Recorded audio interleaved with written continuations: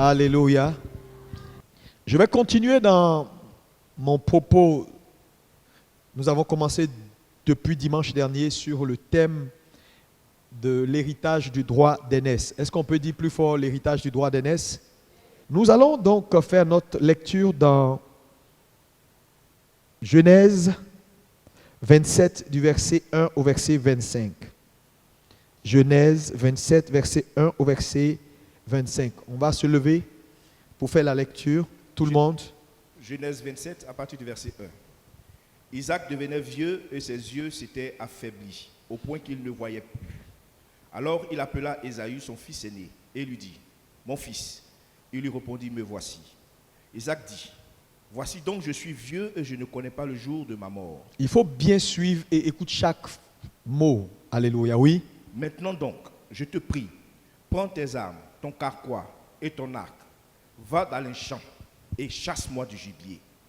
Fais-moi un mets comme j'aime et apporte-le-moi à manger, afin que mon âme te bénisse avant que je meure.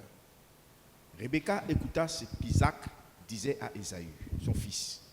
Et Ésaü s'en alla dans les champs pour chasser du gibier et pour le rapporter. Puis Rebecca dit à Jacob, son fils, « Voici, j'ai entendu ton père qui parlait ainsi à Ésaü, ton frère. Apporte-moi du gibier et fais-moi un mets que je mangerai, et je te bénirai devant l'Éternel avant ma mort. Maintenant, mon fils, écoute ma voix à l'égard de ce que je te commande. Va me prendre au troupeau 2 bons chevreaux. J'en ferai pour ton père un mets comme il aime. Et tu le porteras à manger à ton père, afin qu'il te bénisse avant sa mort. » Jacob répondit à sa mère, « Voici Ésaü, mon frère, est velu, et je n'ai point de poil. Peut-être mon père me touchera-t-il, et je passerai à ses yeux pour un menteur, et je ferai venir sur moi la malédiction, et non la bénédiction. » Sa mère lui dit, « Que cette malédiction, mon fils, retombe sur moi. Écoute seulement ma voix et va me les prendre. » Jacob alla les prendre et les apporta à sa mère, qui fit un mets comme son père aimait. Amen. On va s'arrêter là. Vous connaissez la suite de l'histoire. On va faire une autre lecture rapidement dans Hébreux 12, verset 16-17, parlant d'Ésaü et Jacob. Oui, allons-y. Hébreux 12, 16-17. Hébreux 12, verset 16. « À ce qu'il n'y ait ni impudique, ni profane comme Ésaü, qui pour un mets vendit son droit d'aînesse. Vous savez que, plus tard, voulant obtenir la bénédiction, il fut rejeté, quoiqu'il la sollicita avec larmes, car son repentir ne put avoir aucun effet. » C'est un verset qui me fait peur. Amen. Asseyez-vous dans sa sainte présence. Est-ce que tu es prêt? Est-ce que tu es prêt? Depuis quelques jours, c'est-à-dire depuis dimanche dernier, Dieu nous parle sur l'héritage du droit d'aînesse. L'héritage du droit d'aînesse, la puissance du droit d'aînesse. C'est important de comprendre la pensée de Dieu concernant ce message. Et nous avons donc commencé par la vie d'Élie et d'Élisée. Nous avons vu que Dieu a béni Élie. Dieu a fait d'Élie un prophète majeur, un homme puissant en parole et en action. Dieu a fait de lui une institution qui doit même précéder la venue de notre Seigneur Jésus. À la transfiguration, nous avons vu Élie. Donc, Élie n'est pas n'importe qui. Quand Dieu travaille par spécimen. Et Dieu multiplie donc selon l'espèce. N'oubliez jamais ça. Dieu est toujours intéressé dans le futur. Et donc, quel que soit le ministère, quel que soit ce qu'un homme fait, s'il est enfant de Dieu, alors dès que Dieu l'appelle et qu'il entre dans le service, il faut qu'il commence à comprendre tout de suite que Dieu est intéressé par l'après lui. Parce que comment tu peux comprendre que Dieu appelle Élie? Élie n'est pas encore mort, Élie est encore en train de faire des exploits, et Dieu lui dit, tu vas oindre Élisée à ta place. Parce que le Dieu que tu sers, il a déjà choisi ton successeur avant même qu'il quitte la scène. C'est toi qui ne sais pas. Amen. Et donc c'est important d'enseigner donc, aux chrétiens que nous sommes en général tous, parce que vous savez, les successions se font par paliers. Il y en a qui me succèdent, moi je succède à d'autres aussi qui sont un peu plus hauts que moi. Mais c'est important donc que nous comprenions que l'affaire est une course de relais. C'est une course de relais. une génération passe, une autre prend le relais, ainsi de suite, pour perpétuer la pensée et les voies éternelles, les desseins éternels de Dieu. Tout a à faire avec les desseins éternels. Est-ce que quelqu'un peut me dire, tout a à voir avec les desseins éternels de Dieu? Je veux que tu parles comme un vrai fils dans cette salle. Plus fort que ça. Tout a à voir avec les desseins éternels de Dieu. Ça veut dire quoi? Ça veut dire que, qu'importe ce que Dieu fait, ce qui l'intéresse, je vous t'assure, ce n'est pas ce que tu as mangé, ce que tu as boire. Vos petites ambitions là, vos ambitions sont trop petites à côté des desseins éternels de Dieu. Et un homme, un enfant de Dieu, né de nouveau, qui a donné sa vie à Jésus, qui est devenu pasteur, diacre, ancien, quoi que ce soit, les chemins par lesquels Dieu va te faire passer, l'objectif majeur et numéro 1, ce sont ses desseins éternels. Quelqu'un me dit bien Amen. Ce sont ses desseins éternels. Souvent, Dieu va utiliser juste la position qu'il te donne, l'argent qu'il te donne, la petite bénédiction comme prétexte pour que tes yeux s'ouvrent sur ses desseins éternels. Tout est par rapport au dessein éternel de Dieu. Quelqu'un me dit Amen. Quand Dieu m'a permis de comprendre ça, j'ai compris que ça nous dépasse. Ça nous dépasse. Dis à ton voisin, ça te dépasse. Encore plus fort. Oh, plus fort que ça. Il y a des gens ici dans cette salle, ton obéissance, tu ne sais pas ce que ça peut apporter au dessein éternel de Dieu. Ton obéissance. Une seule obéissance. Tu ne sais pas ce que ça peut apporter au dessein éternel de Dieu. C'est pourquoi ce matin, je veux que tu m'écoutes au-delà de « Ah, je suis venu à l'église, pasteur, avant que le culte ne finisse, il faut que Dieu me touche. Il faut qu'il touche mon pied là, qui me fait mal. La douleur commence ici. Ça fait jusqu'ici. Après, ça fait jusqu'ici. » Non, c'est bon. Alléluia. Mais vous allez voir que les hommes qui portent les desseins éternels de Dieu, on ne peut pas les enterrer. Ils ne peuvent pas mourir. Ils ne peuvent pas mourir. Parce qu'on dit dessein éternel. Et la seule chose qui te rend invincible, ce n'est pas toi en tant qu'être humain, mais c'est ce que tu portes, qui fait ta spécificité, qui fait ta différence. On dit, ton combat dépend de ce que tu portes. Tu portes quoi réellement, toi? Parce que quand tu vois une petite fille comme Marie, Marie, elle a fait quoi pour qu'elle ait tous ces problèmes-là? C'est à cause de ce qu'elle portait. Tu portes quoi? C'est pourquoi ce matin, je vais t'encourager que Dieu ouvre tes yeux de façon prophétique et que tu comprennes pourquoi tu es assis là où tu es assis. Pourquoi tu es connecté même à l'homme qui te parle. Parce qu'il n'y a pas de hasard. Quelqu'un me dit Amen bien. Tu sais, ne pas discerner sa présence dans un environnement peut te faire rater ta bénédiction dans l'environnement. Oui. Dieu a toujours quelque chose qu'il fait. Pourquoi Dieu t'a marié au monsieur là? Tu as déjà réfléchi à ça? Non. Il faut réfléchir à ça. Hein? Si tu ne réfléchis pas à ça, je ne sais pas à quoi tu réfléchis. Pourquoi? Parce qu'il y a toujours un pourquoi derrière ce que Dieu fait. Et c'est saisir le pourquoi là qui te permet de naviguer avec précision et d'atteindre les buts. Et donc, Élie forme des fils. Il en a plein. Mais il y a un dedans qui arrive à la lumière. Tu sais, Dieu, c'est pourquoi je comprends maintenant pourquoi Dieu n'aime pas quand on juge. Parce que quand Dieu porte son choix sur un homme, Dieu a vu sa fin avant son commencement et Dieu l'a choisi. Parce que Dieu choisit, Dieu parcourt ce que tu vas devenir. Et puis il regarde tes actes, tes choix, et puis il regarde la fin, et puis il décide la fin dans le présent. Et on a l'impression que Dieu fait combine. Comment il peut choisir A et puis laisse B? Non, le choix n'est pas de son fait.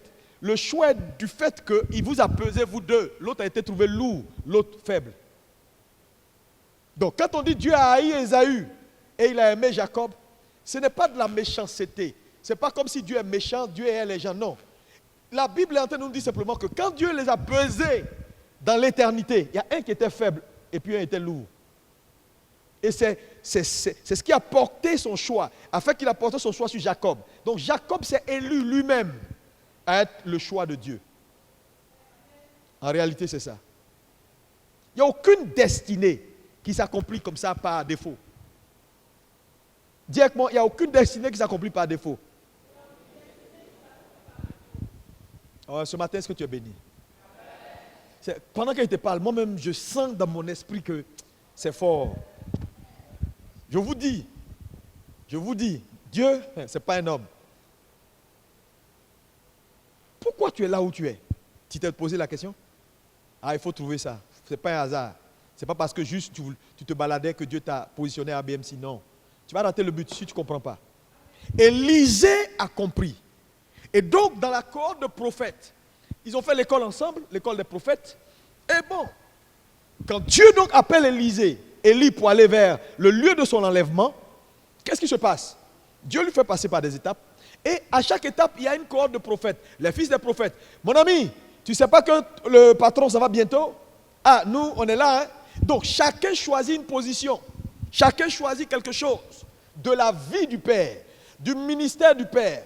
Mais au-delà de ce qu'un Père peut te donner, ce que tu dois poursuivre dans la vie d'un leader, ce n'est pas ce qu'il peut te donner, ce sont les desseins éternels pour sa vie. Parce que je vais te dire, je vais te donner une illustration. Vous savez, la Bible a dit beaucoup, tellement de vérité. Il dit, si tu n'es pas fidèle dans ce qui appartient à quelqu'un, tu n'auras pas ce qui t'appartient. Le mot fidèle dans ce qui appartient à quelqu'un, c'est quoi? Ce n'est pas ses ambitions personnelles. Non.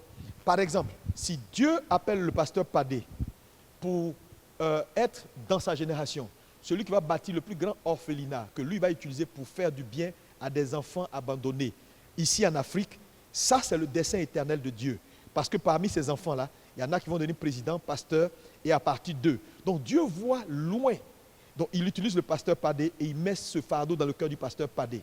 Ok, quand le pasteur Padé a ce fardeau dans le cœur, moi, c'est quoi? Ma fidélité au pasteur Padé, en l'aidant, en identifiant le dessein éternel de Dieu dans sa vie, le mandat de Dieu pour sa vie, et en l'aidant à accomplir ce mandat-là, c'est alors que je me positionne pour voir clair dans ce que Dieu m'a appelé à faire. Alléluia. Ce n'est pas son argent, oui, il va me donner tant. Non, non, non, non, non, non. C'est au-delà. C'est pourquoi quand Dieu vous donne un leader, observez-le. Il y a sûrement quelque chose dans sa génération. Il y a un couloir spécifique que Dieu l'a appelé à courir. Mais je vous assure, la force ou l'amplification de ces desseins éternels dans la vie du leader est le fait de ses enfants. C'est-à-dire le maximum d'enfants qui sont arrivés à la lumière de ce qu'ils ont vu dans la vie du Père. Le ministère du Père est amplifié ou descend. C'est pourquoi quand vous voyez un homme comme le docteur Otabil, il est puissant à cause de quoi?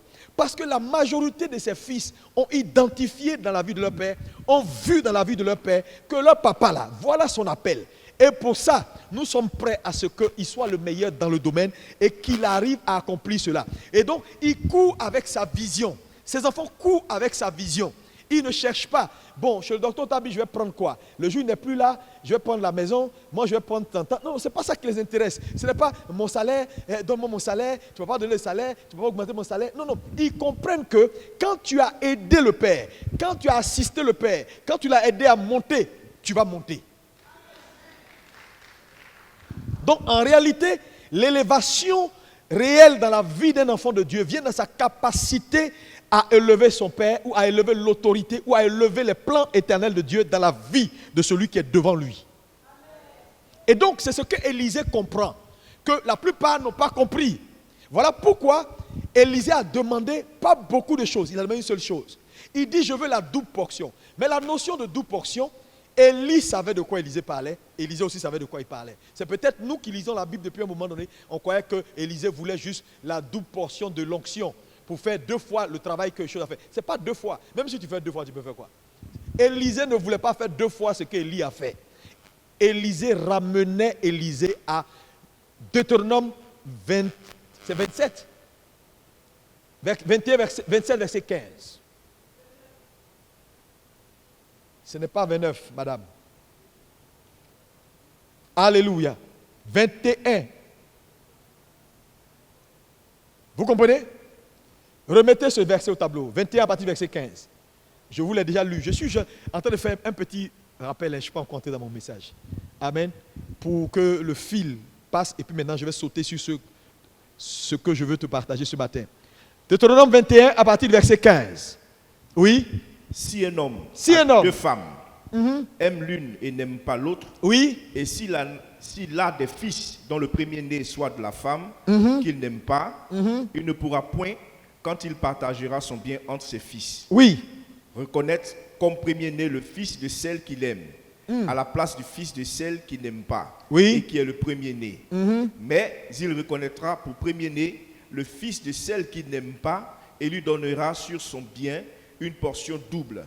Le mot portion double, c'était une expression pour donner au premier-né leur héritage.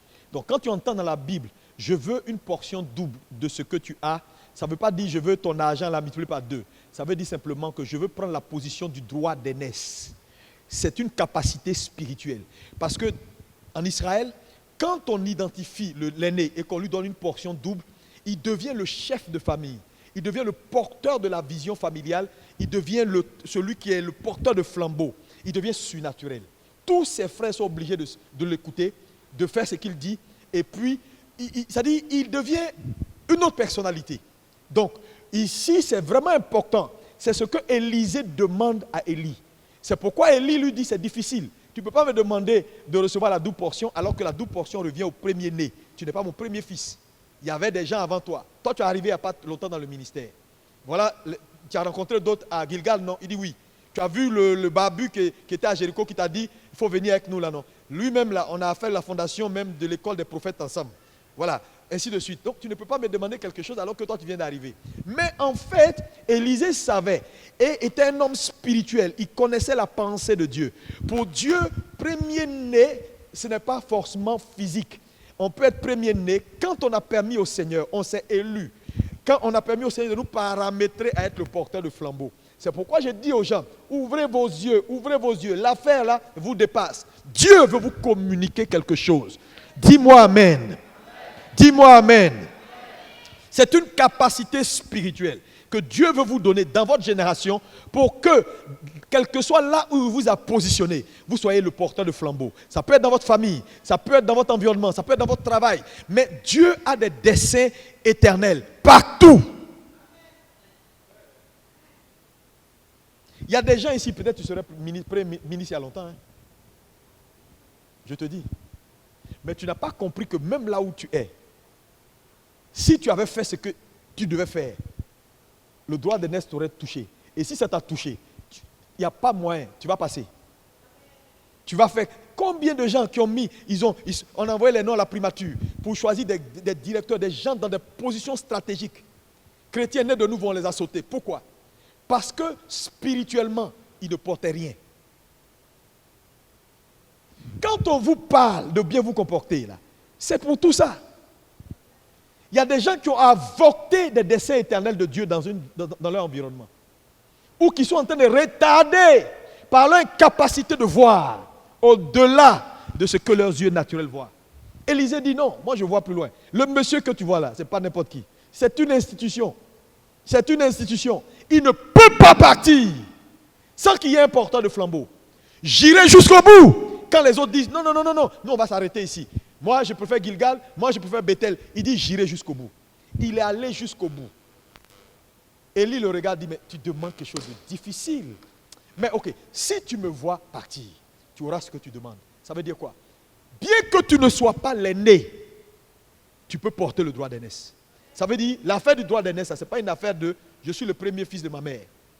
Dans cette église, il y a des gens très stratégiques qui sont dans le couloir. Je vais vous dire, peut-être même que les porteurs de flambeaux à ABMC ne sont même pas encore arrivés. Tu sais, si Dieu ne trouve pas dedans, il va les chercher dehors. C'est pourquoi arrêtez de plaisanter, de jouer. Non. Si quelqu'un te donne une position sans prix, sans reconnaissance, sans service, ce n'est pas une promotion, c'est juste une position. Parce qu'il y a une différence entre une position et une promotion. La promotion vient toujours avec le service, mais une position, elle peut être fallacieuse. C'est pourquoi vous allez voir que beaucoup de ministères ne sont pas allés loin. Dès que le leader a vieilli, il n'y a aucun porteur de flambeau. Ou le ministère est là, tu regardes l'œuvre là, tu sais que l'œuvre a du potentiel et que l'œuvre va quelque part. Mais il n'y a personne pour courir avec la vision. L'œuvre est toujours limitée, toujours limitée, toujours limitée, parce que les porteurs de flambeaux, ceux qui doivent observer le leader et saisir les voies éternelles de Dieu et courir avec la vision, sont en train de jouer les Ésaü. Ceux qui vont manger, ceux qui vont boire, eux vont faire quoi, droit d'Ernest? Donc nos églises sont remplies d'Ésaü. Et tant que les églises sont remplies d'Ésaü, mon ami, on va faire des confessions, des belles confessions. On va prendre la carte, il va pour Jésus, dit Amen, yeah, Amen. Et puis les païens vont toujours nous dominer. Parce que dans un service quelque part à la scie, Dieu a positionné un frère. Il est sous-directeur.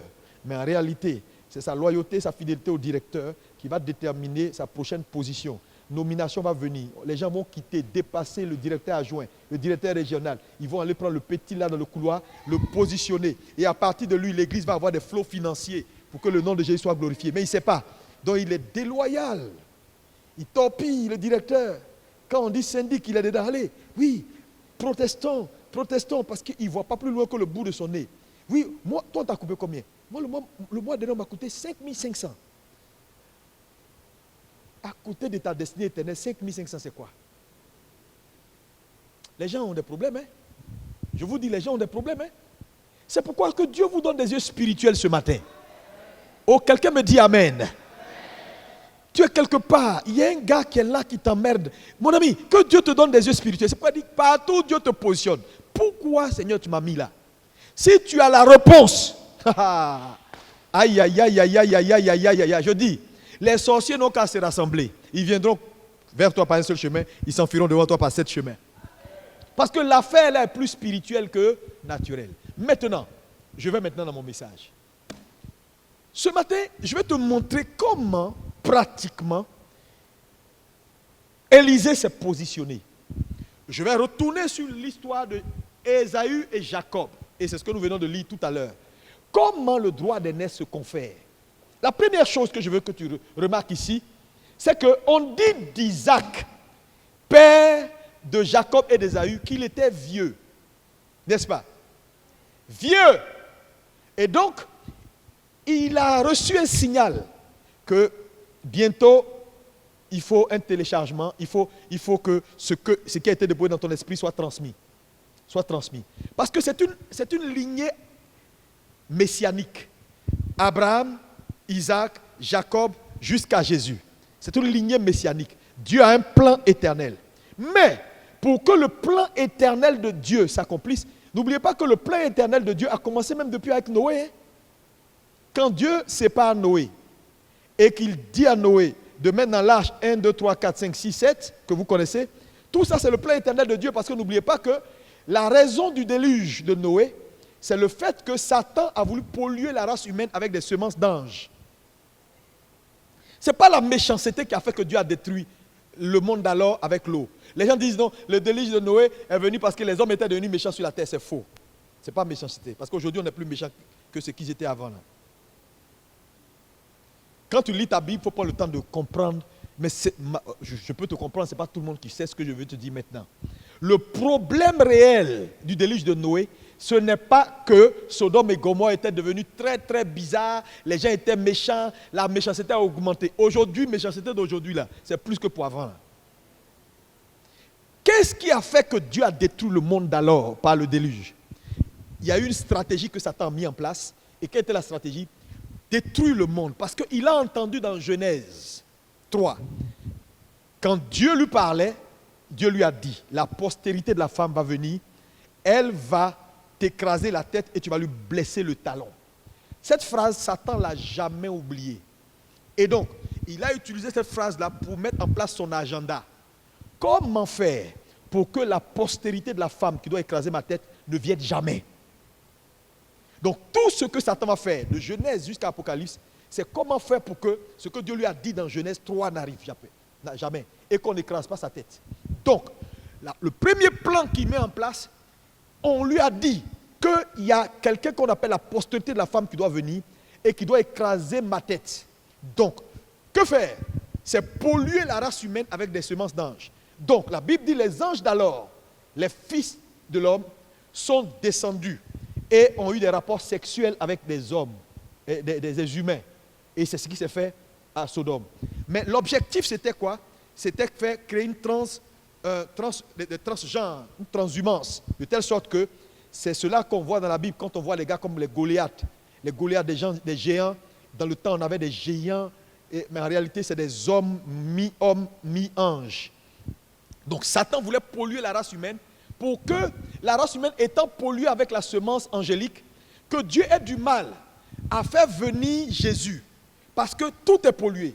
Donc, quand Dieu décide donc, de prendre Noé et de mettre Noé à part, c'est pour séparer une race pure, une race qui n'est pas encore mélangée avec la semence angélique. Et à partir de cette race-là, la préserver pour que le Messie vienne. Donc, il sort Noé.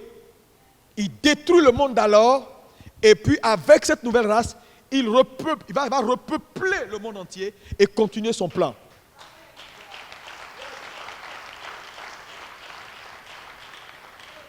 Ah donc, vous comprenez que ça dit pour que Jésus vienne, ce n'est pas n'importe qui on choisit pour être le porteur de flambeau. Donc, de Noé, Dieu fait le passage de relais. Il arrive à Abraham. Abraham peut faire ce qu'il a fait. Il passe le flambeau à Isaac. Mais en temps normal, ce n'est pas Isaac, c'est Ishmaël. Mais Dieu sait que c'est Isaac qui a le paramétrage, le bon paramétrage, qui a les ADN qui sont les bons ADN nécessaires à porter le flambeau pour la génération future. C'est pourquoi je veux te dire, il faut faire attention à la façon dont tu vis ta vie chrétienne. Mon ami, je veux te dire, Dieu te voit, Dieu se fait une idée. Et après, quand il va dire, j'ai décidé de choisir A au détriment de B, on va dire, mais Dieu, pourquoi tu m'as laissé, tu as pris l'autre? Non, parce que Dieu a déjà vu comment tu te comportes, comment tu penses, comment tu es mesquin, comment tu es double, comment tu dis oui, et puis dans ton cœur c'est non. Comment tu souris, mais en réalité ton sourire n'est pas clair. Dieu voit tout. Dieu se fait une idée éternelle des gens en situation ordinaire.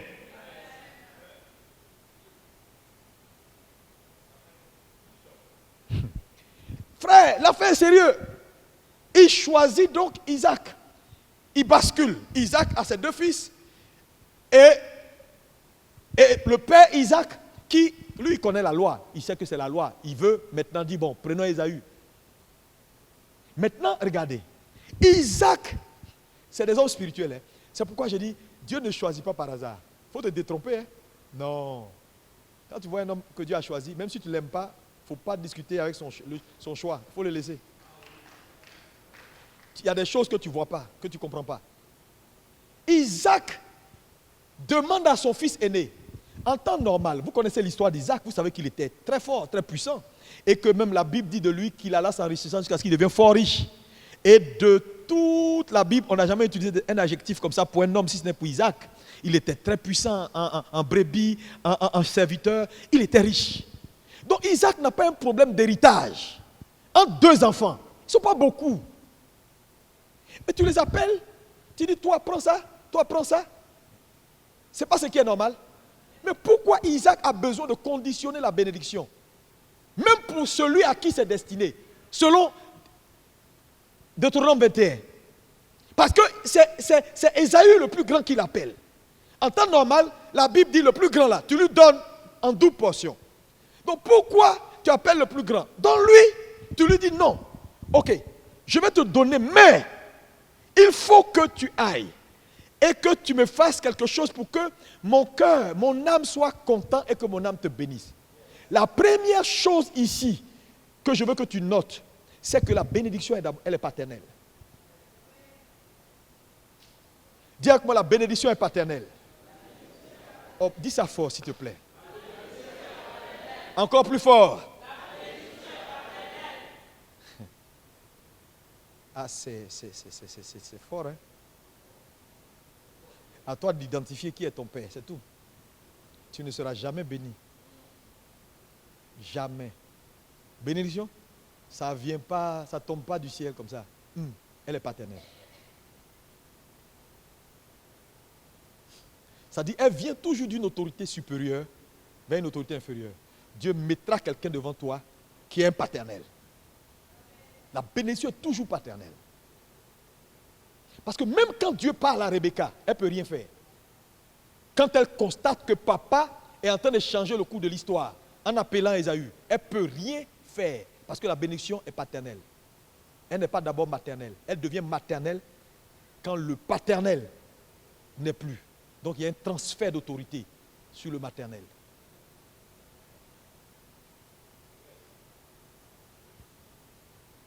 C'est l'homme qui porte la semence, ce n'est pas la femme.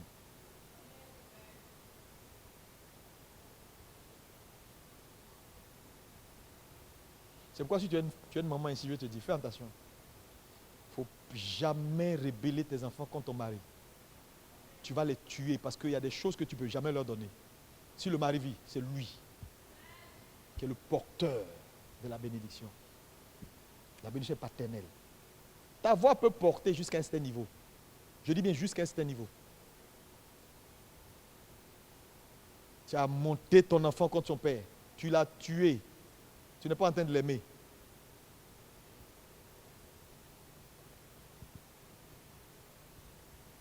Ce n'est pas toujours compris malheureusement. Et on a bousillé la destinée de plusieurs en les éloignant de leur papa. Mais on a compris tard. Maintenant on pousse l'enfant pour dire va voir ton papa. Mais en temps c'est déjà gâté. Il y a des étapes ratées. Un père, il reste un père. Isaac comprend que, donc numéro 1, j'ai dit la bénédiction est quoi? Dis ça avec moi, la bénédiction est paternelle.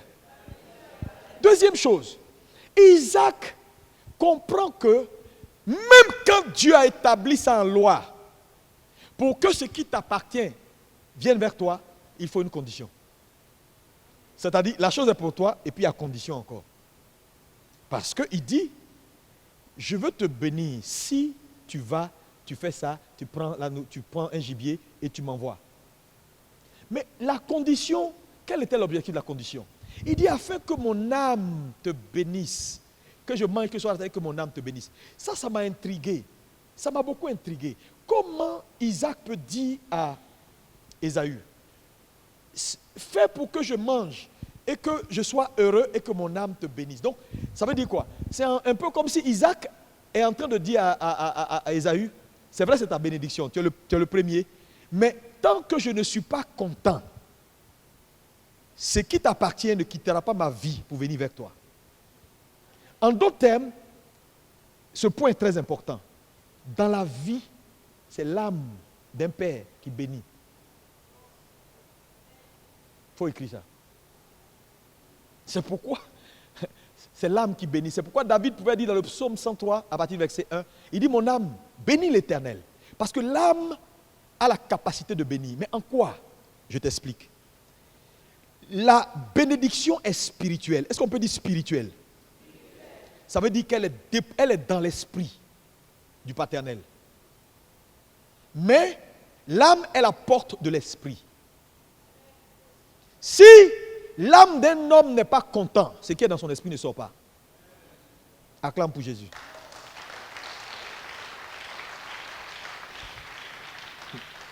C'est l'âme qui donne accès à ce qui est dans l'esprit. C'est pourquoi il dit, là, papa l'a fait pour moi.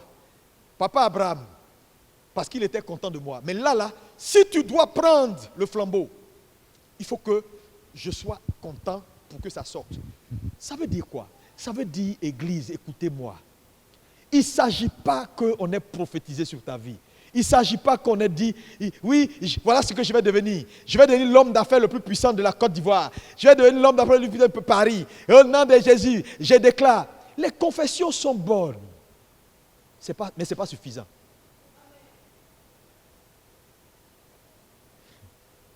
Si la personne que Dieu a établie sur toi n'est pas content de toi, tu n'auras pas la bénédiction. Même s'il prononce des paroles sur toi. Parce que fais une nuance. Il y a une différence entre les paroles que quelqu'un prononce sur toi et la bénédiction de l'Éternel. Parce qu'on peut prononcer des paroles vides quand le cœur est fermé, quand l'âme ou le cœur est fermé. Ça veut dire quoi? Quelqu'un peut venir te voir.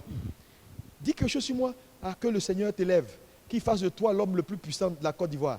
Amen, amen, amen. Mais s'il n'est pas content de toi, ce sont des mots. juste des mots, mais vides. Parce que les mots sont des conteneurs de quelque chose. C'est pourquoi, quand quelqu'un est content de toi, il n'a même pas besoin de parler. Son cœur est déjà ouvert. Il y a des flots qui sortent vers toi. Donc, cette première condition est importante.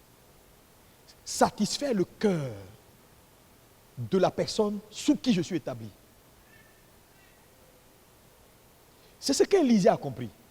C'est pourquoi quand vous lisez la vie d'Élisée, Élisée avait un service étrange vis-à-vis d'Élie. Même quand ses collègues lui ont dit non, mais le monsieur s'en va, on s'arrête. Il a dit jamais, moi j'irai avec lui. Il est resté constant. Il a touché le cœur d'Élie jusqu'à ce qu'Élie lui dise, dis-moi ce que tu veux. Ce n'est pas une question qu'on pose à n'importe qui.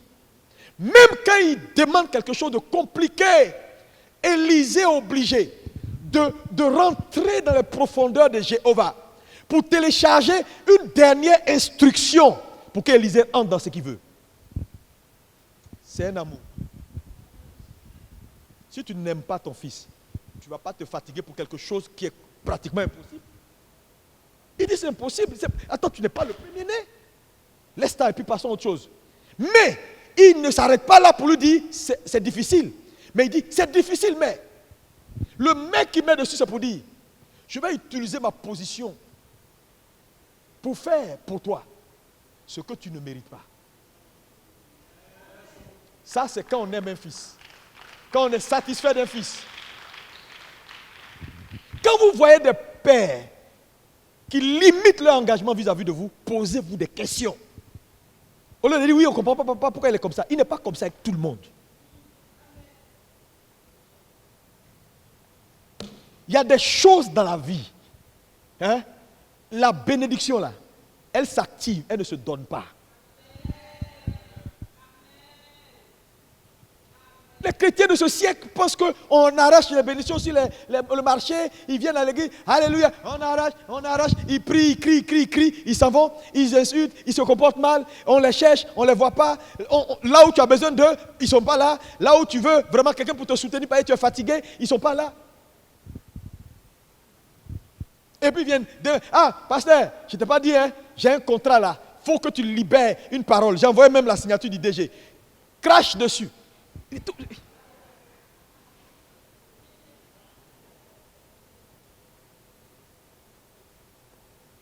C'est pourquoi, quand tu es fils, quand tu es dans une église, partout Dieu te positionne. Ici, là, ce n'est pas forcément père spirituel seul. C'est tout. Partout Dieu te positionne. Il faut faire gaffe à l'autorité qui est en face. Sinon, tu n'atteindras jamais un certain niveau. Tu n'entreras jamais possession de ton droit d'aînesse. Le droit d'aînesse, pour pouvoir être un relais, un porte-flambeau, tu ne pourras pas. Tu vas sombrer, tu seras quelqu'un. Quand on va parler de toi dans la vie, après toi, il n'y a pas de référence. Tu es anonyme. Tu n'as pas eu de couloir. On ne peut pas te regarder. Aujourd'hui, quand tu dis David et Oedipo, ça, it makes sense. On peut te dire, ce n'est pas l'homme, le pasteur le plus riche d'Afrique. Quand tu dis Benny Hinn, it makes sense. Ce n'est pas l'homme que Dieu a utilisé en termes de guérison, miracle, les rassemblements. Quand tu parles de Renard Bonquet, it makes sense. Quand tu parles de T.D. Jakes, ça dit que ta vie sera une vie fade. Zéro.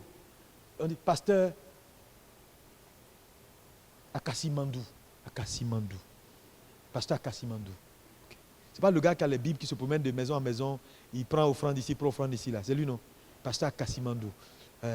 Qui lance des prophéties à 2 balles, là. Pasteur Akassi Mandou. Tu auras le titre, mais substance, zéro.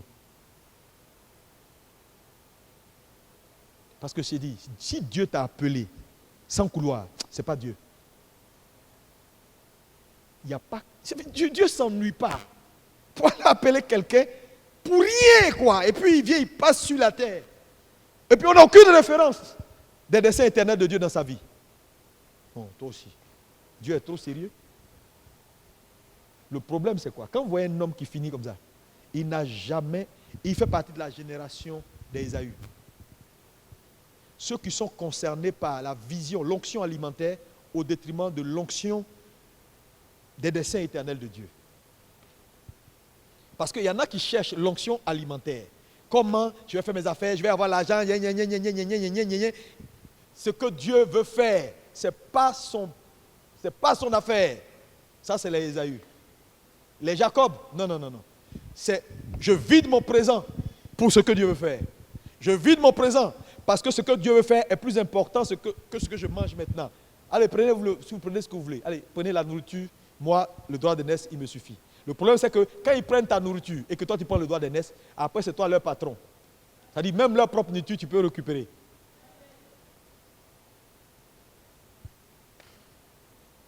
Pourquoi ne pas chercher Dieu, les gars? Moi, j'ai compris le problème de la faiblesse de l'Église. Même nous ici, la faiblesse de l'Église, Dieu cherche des hommes. Dieu cherche des hommes, c'est tout. Dieu cherche des hommes et des femmes. Dieu n'en trouve pas. La plupart de nos églises sont remplies de gens qui sont de la génération d'Ésaü. Qu'est-ce qu'ils vont manger? Qu'est-ce qu'ils vont boire? Pasteur, touche-moi. Pasteur, j'ai béni de grâce. Pasteur, j'ai béni de bénédiction. Mais quand ils viennent, c'est pour ce que Dieu peut faire avec lui et sa maison. Il y a combien de gens qui viennent à mon bureau me voir pour me dire, pasteur, je veux que tu pries avec moi. J'ai dit, oui, c'est pourquoi? Pasteur, il faut qu'à BMC, ici, 5 ans, qu'on soit à au moins 1000 églises. J'ai vu la foule. Pasteur, il faut que à BMC, il faut qu'on prie. Parce que je vois, pasteur, tu es un homme, quand je te vois, tu fais partie de la race des pères qui vont encadrer. Pasteur, je t'observe il y a longtemps. Pasteur, il faut que ça s'accomplisse. Pasteur, je suis là. Qu'est-ce qu'on peut faire? Pasteur, quand je te vois, tu fais partie, je te vois dans quelques années, c'est-à-dire les Dion Robert là en version améliorée, mais puissant, qui rassemble. Pasteur, ce n'est pas possible. Ce que Dieu a déposé en toi, quand je t'observe, pasteur, et puis tu le regardes, tu dis, c'est pour ça là que tu as compris. Il dit oui. Il n'y a pas quelque chose que tu cherches. Non, pasteur. Il y a combien qui font ça? Quand il y a tape ton bureau, coco, et te voir. ABMC marche. Ça ne marche pas. Hier même, il n'y a plus même, ton bureau est mouillé, tout ça, même tu es assis dans l'eau, il vient, il dit, c'est pas ça son problème. Pasteur, tu sais, ma fille là, vraiment il faut que tu pries, parce que je veux que ma fille aille au Canada. Là, tu vois, j'ai déposé ces documents, il faut que les anges viennent, et puis quand ils vont traiter son dossier, et puis on lui donne la nationalité, pasteur. Parce que là, moi je vais la rejoindre après, on va vivre là-bas. De temps en temps, si tu viens, je vais te recevoir pour prendre un peu de bissap. Je vais prier pour toi. Mais toi, me disais qu'ils vont te refuser le visa là. Et puis ils vont mettre interdit de séjour sur le territoire pendant 100 ans.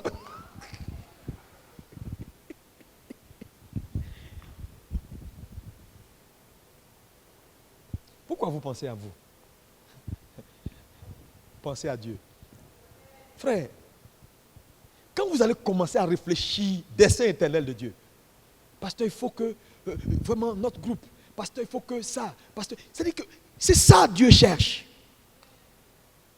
Regardez, la bénédiction est conditionnée. Il faut que le cœur, Isaac dit, il faut que mon cœur s'ouvre. Ça veut dire, Isaac reconnaît que lui-même, patriarche, ne peut pas donner comme ça. Si son cœur ne s'ouvre pas. Donc, il commissionne. Et maman Rebecca entend. Donc, elle met Jacob en mission. Papa est décidé. Hein? Il veut donner le truc là à Ésaü. Mais pourquoi, tu t'es jamais posé la question, pourquoi Dieu ne se plaint pas pour dire, mais j'ai déjà prophétisé?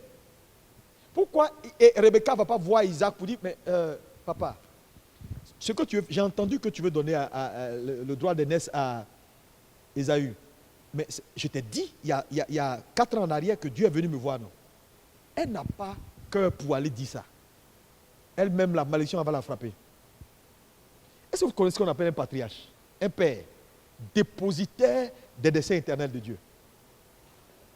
Et lui, il a regardé juste à la loi. Dieu s'est tu. Dieu a laissé Isaac faire. Donc tout ce que Rebecca va faire, elle va le faire à l'insu d'Isaac. Pour dire. Et à un moment donné, Jacob, qui est un homme spirituel. Oh non, Jacob, acclamons pour Jacob. Quelqu'un acclame, alléluia.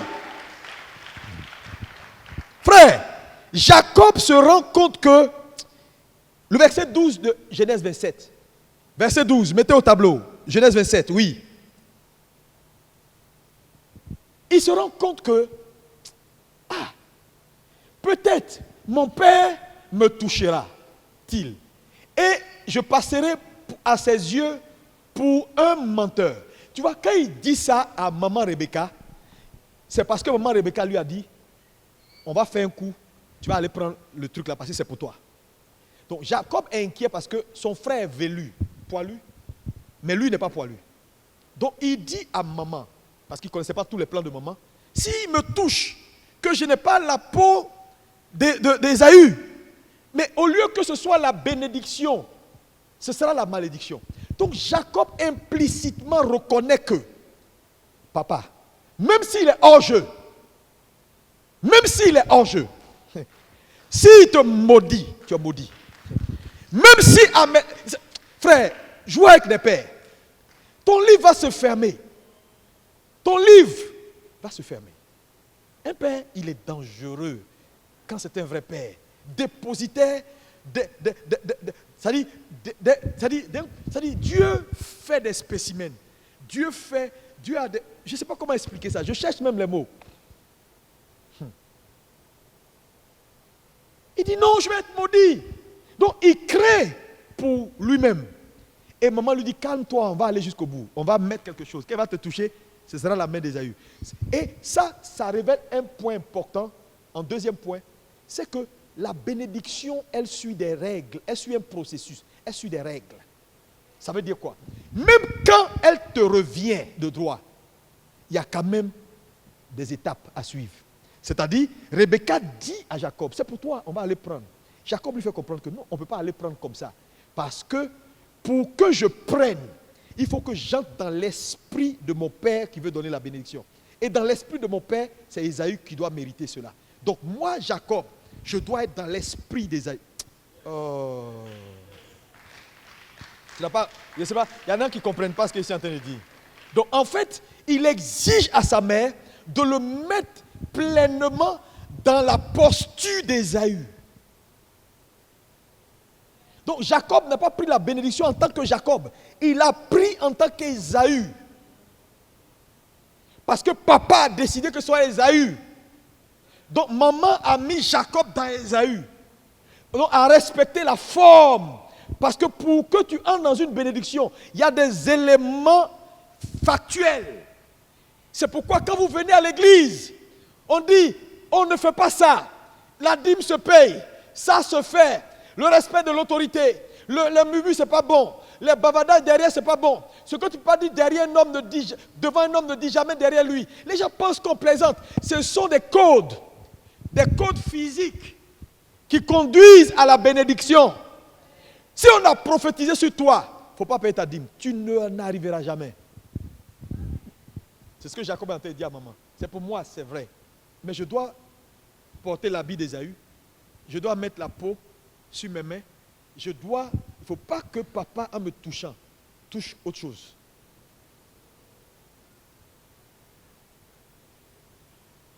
Oh, quelqu'un me suit? Est-ce que quelqu'un me suit? Frère, la faiblesse de l'église, c'est ça. Les gens sont là, ils ne veulent rien respecter. Quand on leur donne une parole prophétique, c'est terminé. Je cours à la prophétie. Et puis ils vivent n'importe comment, ils font n'importe quoi. Tu regardes tes propres fils, tu ne sais pas. Tu veux aller ici, tu ne peux pas. Tu veux faire comme ça, tu ne peux pas. Quand même Dieu te parle, il n'y a personne pour courir avec. Les gens sont là, alléluia, et puis ils veulent la bénédiction. Mon ami, tu n'auras pas le droit d'aînesse. Tu n'auras pas le droit d'aînesse. Et quand Dieu, à un moment donné, va juger nécessaire, le temps est arrivé de faire le transfert du droit d'aînesse. S'il ne trouve pas dedans, il va aller chercher dehors. C'est là que les gens deviennent des sorciers. Nous, on est là à longtemps. Et ils viennent, ils prennent toute la place. Nous, on a commencé avec le leader. C'est nous, on a creusé. Tu vois, ça, c'est ma marque, ça. J'étais jeune, j'ai vieilli. Ce verset-là ne marchera pas pour toi. Jamais je n'ai vu le juste abandonner sa postérité mendier son pain.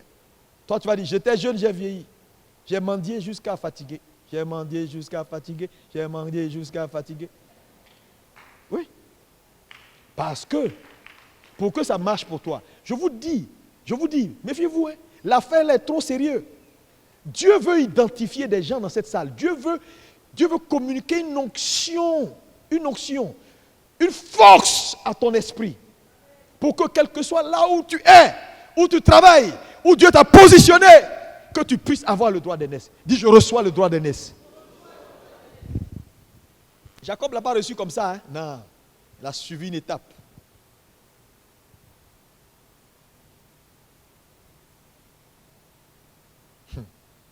Il a ouvert le cœur de son père. Il a satisfait l'âme de son père. C'est très important. Je te pose une question. C'est une illustration. Tu es homme d'affaires, tu es dans l'église, cadre, tu travailles quelque part et tu as vraiment de grandes ambitions. Et Dieu t'envoie dans cette église et tu es là, tu t'intègres, tu vis la vie de l'église, tu es là. Tu dois passer à l'étape supérieure parce que là où tu es, Dieu a un plan pour toi dans ta société et dans ton environnement. Tu dois être un porteur de flambeau dans un domaine précis. Et derrière, le fait que tu sois le porteur de flambeau, Dieu veut t'établir et à partir de là, accomplir ses desseins dans la région ou dans ton village ou dans le travail. Et tu es à l'église. Et le temps est arrivé pour que tu occupes cette position-là de porteur de flambeau et que Dieu te mette au-dessus de tout le monde. Et que le poste-là te revienne et qu'à partir du poste-là, Jésus commence à avoir des accès dans ton village et dans les trucs. Maintenant, tu es arrivé sur le point. Mais voilà que tu es dans l'église. Tu viens à l'église en passant. Le pasteur a besoin de toi, tu n'es jamais là. Quand on dit, bon, voilà, il y a ça à faire pour l'œuvre de Dieu, tu fais des calculs, tu donnes aujourd'hui, tu ne donnes pas demain, tu n'es jamais prêt pour Dieu. En fait, Dieu ne t'intéresse pas. Il t'intéresse pour ce que tu veux prendre avec lui, c'est tout. Quand on pose la question au pasteur, parmi tes fils, le fils que tu as là, il dit, je le vois, mais bon, c'est quelqu'un qui, j'ai eu toujours du mal à le saisir et puis, en fait, il ne fait pas partie de mes favoris. Tu es cuit. Si le verdict de ton papa c'est ça, tu es cuit. Parce que le problème c'est quoi? Quand Dieu est sur le point de faire quelque chose dans ta vie, ça passe par ton père. Si tu ne crois pas, lis la Bible. Ce que Dieu veut faire de Jacob, Isaac est une pièce maîtresse. Ce que Dieu veut faire d'Élie, Élie a une pièce maîtresse. Une pièce maîtresse.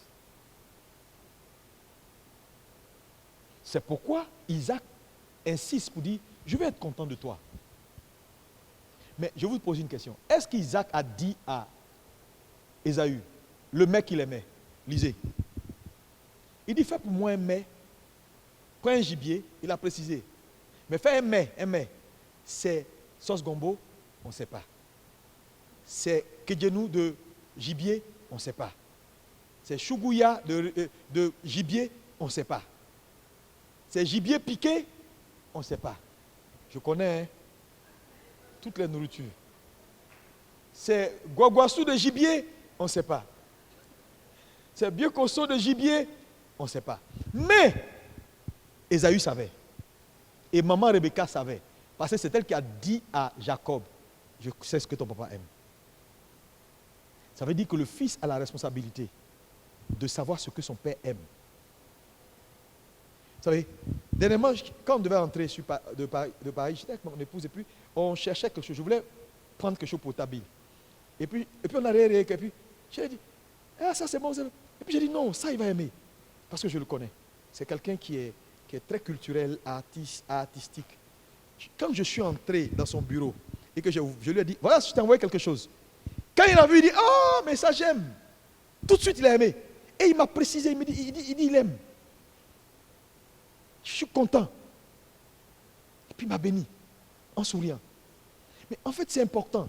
Il y a combien de gens ici, tu marches avec quelqu'un, tu ne sais même pas ce qu'il aime, Tu ne sais pas. Donc tu ne fais que des gaffes. Tu poses des actes qui l'énervent tout le temps. Tu poses des actes qui l'énervent tout le temps. Qui l'énervent tout le temps. Pourtant, il est écrit que c'est l'âme qui bénit. Mais comment son âme peut te bénir? Comment son âme, qui est la porte de son esprit, peut s'ouvrir sur ce qu'il a dans son esprit pour toi, si toi, tu es tout le temps en train de le frustrer, faire des choses qu'il n'aime pas. Il ne parle pas, mais il n'est pas content de toi.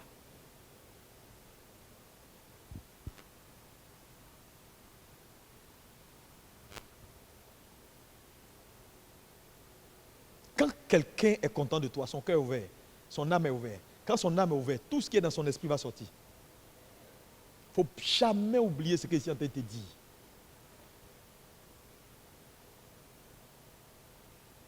Si on comprend la vie chrétienne, on ne te dit pas de venir t'asseoir matin, midi, soir au bureau, non. Identifie l'homme et cours avec ce qui touche à son cœur. Identifie l'homme, regarde à sa vie. Il y a toujours quelqu'un qui a un couloir, frère. Et avant de venir, je lui disais, tu sais, l'année prochaine, Greta Works, là, je veux t'aider. Et on va faire ça. Je cours. Pourtant, moi-même, j'ai mes défis. Mais non, à un moment donné, oublie tes défis. Et cours avec les défis de ton père. Parce que c'est son élévation qui détermine ton élévation. Il dit, Élisée, si tu me vois ou si tu participes à mon élévation, tu auras ce que tu cherches. Tu n'as pas encore eu ce que tu cherches parce que tu n'as pas encore mis tes deux mains à aider ABMC à devenir ce qu'elle doit devenir. Je te dis la vérité. Tu ne fais que des constats. Constats de critiques. Constats de ça. Constats de ça. Constats de ça. Constats de ça. Mais tu fais quoi en tant que fils? Pour que ce qu'on voit là, qui n'est pas bon là, ne soit plus zéro. Observez vos leaders. À tous les niveaux. Ce n'est pas palier. Dis-moi avec moi, ce n'est pas palier. Quelqu'un est responsable. Tu es en bas de lui dans l'église. Il faut écouter, il faut l'observer. Il faut faire en sorte que on l'appelle pour dire, ma soeur, acclamons pour cette soeur-là. Elle est la meilleure responsable qu'on a connue cette année. Mais en réalité, elle-même sait que c'est toi qui es dans le petit coin là, qui fait tout le boulot pour elle. Mais je t'assure, tu es positionné en même temps. Quand elle est élevée, tu es déjà élevé. Parce qu'en fait, quand on donne de la promotion à un homme, c'est par rapport à quoi? Ses œuvres. Ok. Maintenant, si on vient, on me dit, Bishop Amazou, vraiment que Dieu te bénisse, on me donne une promotion à cause d'une œuvre. Quand en réalité, toi, mon fils, tu as fait pour moi. Tu as ta part dans l'œuvre. Puisque c'est toi qui as fait l'œuvre, c'est l'œuvre qui est bénie. Moi, j'ai pris la position. Toi, tu vas prendre la bénédiction.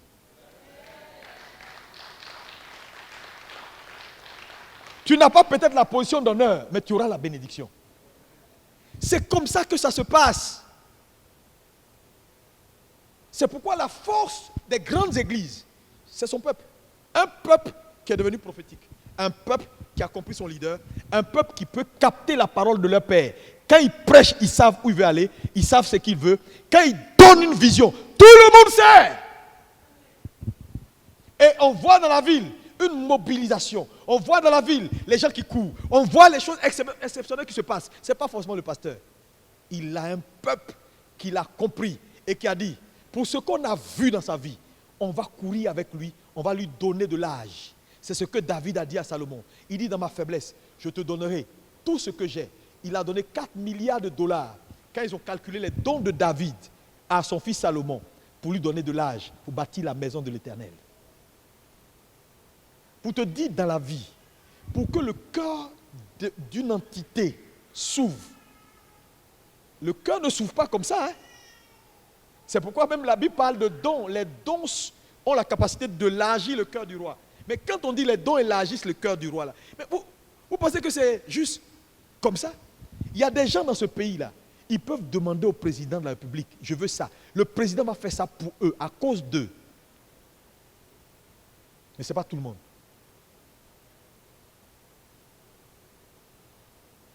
Aimons Dieu.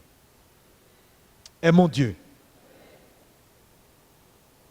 Je vais terminer. On va continuer parce qu'il y a un volet important que je vais décliner, mais ça me prend du temps. Donc, dimanche prochain, on va aller dans les détails. Vous allez voir que, à un moment donné, Jacob va passer par des tests difficile. On va voir ça dimanche prochain. Test après test. On ne porte pas le droit d'aînesse comme ça. Oh. Dieu va te tester jusqu'au bout pour savoir si tu es le prochain à tenir. Parce que tenir une position de relais des desseins éternels de Dieu, on ne met pas n'importe qui là-bas. C'est un peu comme un président, quand il prend le pouvoir, le patron de l'armée, on ne met pas n'importe qui. Parce que c'est un point stratégique, c'est-à-dire son pouvoir en dépend. On ne prend pas quelqu'un comme ça, on le balance là. On prend quelqu'un qui a été testé et approuvé. En termes de loyauté. Toi, tu vas être porteur de flambeau dans une génération. Tu vas devenir une icône dans un domaine de ta vie où Dieu va prendre appui pour continuer ses œuvres éternelles. Et puis, tu es un gars qui n'est pas solide. Non, ça n'existe pas. Même s'il semble que tu n'es pas solide, c'est parce que les gens voient l'apparence. Dieu, lui, t'a pesé avant. T'as pesé. T'as pesé. Il dit, je t'ai pesé à la balance, je t'ai trouvé léger. Frère, que Dieu ne te trouve pas léger. C'est pourquoi ce matin, tu vas faire une seule prière. Que Dieu t'accorde l'onction qui va t'aider à te paramétrer pour être apte à porter le droit d'aînesse. Parce que je vous dis la vérité, un homme qui ne reçoit pas le droit d'aînesse est un homme qui n'accomplira pas sa destinée. Parce que toute destinée qui s'accomplit, c'est un pan du plan de Dieu qui s'accomplit. Il te faut une capacité qui te mette au-dessus. C'est ça le droit d'aînesse. Le droit d'aînesse, il est spirituel. Il est beaucoup plus spirituel. Parce que le droit d'aînesse, ça dit quoi? Dans un domaine, tu vas supplanter tout le monde et tu vas leur donner le chemin. C'est ça le droit d'aînesse. C'est-à-dire que tu ne mérites pas, mais Dieu te met et puis tu deviens le gardien de tout le monde. Tu deviens l'éclaireur de tout le monde dans le domaine. Tu veux être la plus grande commerçante de Côte d'Ivoire. Tu sais combien de gens qui convoitent la position? Pour que tu aies le droit d'aînesse dans ça, tu dois comprendre tout ce qu'on est en train d'enseigner. Sinon, tu vas devenir commerçante anonyme. Tu ne pourras jamais atteindre ce que Dieu veut. Un musulman va venir, va prendre la tête. Il sera votre patron. Tu as dit, mais oui, comment un musulman peut être le patron dans ce domaine? C'est ce musulman qui... Oui, les principes spirituels sont les mêmes. Satan dit, si tu fais allégeance, je te donne. Les principes spirituels sont les mêmes. Tu veux le droit d'aînesse dans un domaine. Moi, j'ai dit au Seigneur, dans mon couloir, je veux le droit d'aînesse. Dans ma génération, je sais exactement ce que tu m'as appelé à faire en Côte d'Ivoire. C'est pourquoi je n'envie pas quelqu'un qui court dans son couloir. Je bénis Dieu pour ce qu'un pasteur X fait, un pasteur Y fait. Mais dans mon couloir, j'ai dit, Seigneur, je suis arrivé à un point maintenant, j'ai besoin des Élysées, de beaucoup d'Élysées, de beaucoup de Jacob, qui vont m'aider à amplifier mon parcours et atteindre les sommets. C'est sur ça que je suis arrivé. Nulle part ailleurs. Qui est béni ce matin? Tu es béni? Est-ce que Dieu peut compter sur toi dans cette saison? Pour te lever et pour dire, Seigneur, désormais, je poursuis tes desseins éternels. Et Dieu va te parler. Il va te réveiller à minuit. Il va dire, intercède pour ton pasteur. Intercède pour le pasteur Etienne. Intercède pour les leaders. Fais comme ça pour l'église. Il va te dire, viens à l'église. Toi seul, vendredi, toi, tu pries qu'à telle heure pour tous les leaders. Toi seul, prie pour l'évangélisation, pour la croissance. Prie. Tu as dit, mais Seigneur, je n'ai plus de vie. Tous les sujets priés que tu me donnes, c'est église, comment tu vas faire, comment tu vas toucher les nations, comment ton serviteur va être efficace, comment... Ah, mais Seigneur, moi-même là, n'oublie pas que j'ai mon concours. Hein. Non, Dieu ne t'a pas oublié. Quand tu bâtis pour Dieu, Dieu bâtit pour toi. Voilà l'esprit que Dieu veut te communiquer ce matin.